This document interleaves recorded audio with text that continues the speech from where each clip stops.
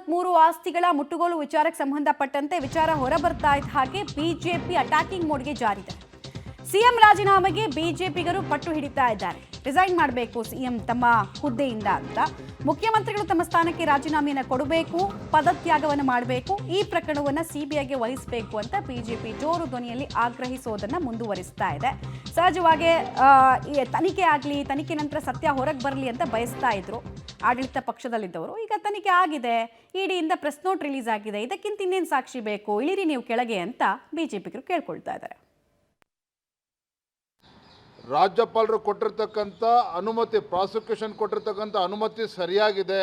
ಮೇಲ್ನೋಟಕ್ಕೆ ಈ ಮೂಡಾ ಹಗರಣದಲ್ಲಿ ತಪ್ಪುಗಳು ನಡೆದು ಹೋಗಿದೆ, ಅವ್ಯವಹಾರ ನಡೆದಿದೆ.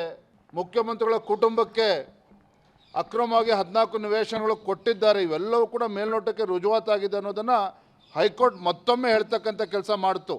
ಈಗ ಇಡಿನೂ ಕೂಡ ನೆನ್ನೆ ಹೇಳಿದೆ. ಹಾಗಾಗಿ ಮುಖ್ಯಮಂತ್ರಿಗಳು ಸಿದ್ದರಾಮಯ್ಯನವರು ಸ್ವಯಂ ಪ್ರೇರಣೆಯಿಂದ ಈ ಮೂಡಾ ತನಿಖೆ ಸಿಬಿಐಗೆ ವಹಿಸಲೇಬೇಕಾಗಿತ್ತು. ಈಗಲೂ ಕೂಡ ಕಾಲ ಮಿಂಚಿಲ್ಲ.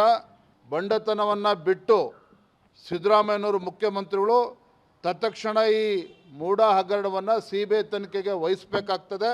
ಮತ್ತು ಮುಖ್ಯಮಂತ್ರಿ ಸ್ಥಾನಕ್ಕೆ ರಾಜೀನಾಮೆ ಕೊಡಬೇಕು ಅಂತೇಳಿ ನಾನು ಇವತ್ತು ಆಗ್ರಹವನ್ನು ಮಾಡ್ತಾ ಇದ್ದೇನೆ. ಲೋಕಲ್ ಪೊಲೀಸ್ ಅಧಿಕಾರಿಗಳಿಂದ ಇದನ್ನು ತನಿಖೆ ಮಾಡಿದರೆ ಅವ್ರ ಮೇಲೆ ಒತ್ತಡ ಇರ್ತದೆ.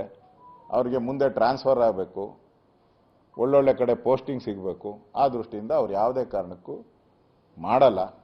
ಇದನ್ನು ಸಿಬಿಐ ತನಿಖೆ ಕೊಡಿ ಅಂತ ನಾವು ಈಗಾಗಲೇ ಒತ್ತಾಯನೂ ಕೂಡ ಮಾಡಿದಿರಿ. ಮೂಡಾ ಹಗರಣ ಒಂದು ಬ್ರಹ್ಮಾಂಡ ಭ್ರಷ್ಟಾಚಾರ ಇದ್ದಂಗೆ ಇದು.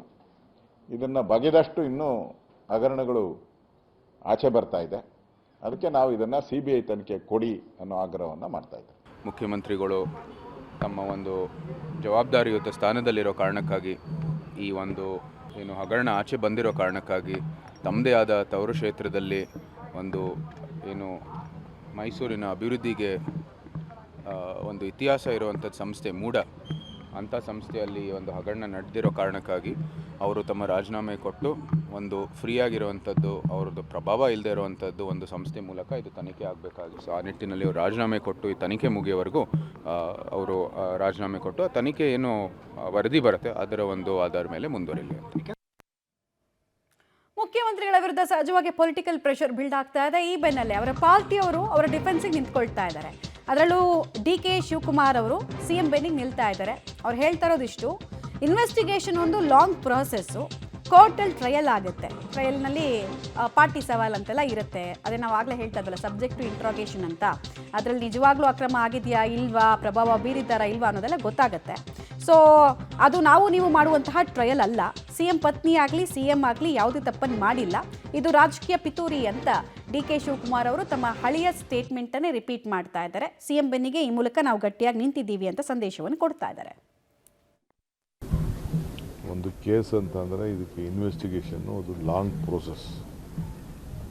ಅದು ಅವ್ರು ಏನೋ ಒಂದು ಅದೆಲ್ಲ ಕೋರ್ಟ್ ಟ್ರಯಲ್ ಮಾಡಬೇಕು. ನಾನು ನೀನು ಟ್ರಯಲ್ ಮಾಡೋದಲ್ಲ. ನನಗಾಗಲಿ ನಿನಗಾಗಲಿ ಟ್ರಯಲ್ ಮಾಡೋಕ್ಕೆ ಅವಕಾಶ ಇಲ್ಲ. ನಾನು ಇಡೀ ಕೇಸ್ನ ದಿನ ಬೆಳಗ್ಗೆ ಪಡೆದಾಡ್ತಾ ಇರೋನು. ನಾನು ಅದ್ರ ಬಗ್ಗೆ ಹೆಚ್ಚಿಗೆಯನ್ನು ಮಾತಾಡೋಕ್ಕಲ್ಲ. ಇದು ನಮ್ಮ ರಾಜಕೀಯವಾಗಿ ಪಿತೂರಿ ಮುಖ್ಯಮಂತ್ರಿಗಳ ಮೇಲೆ.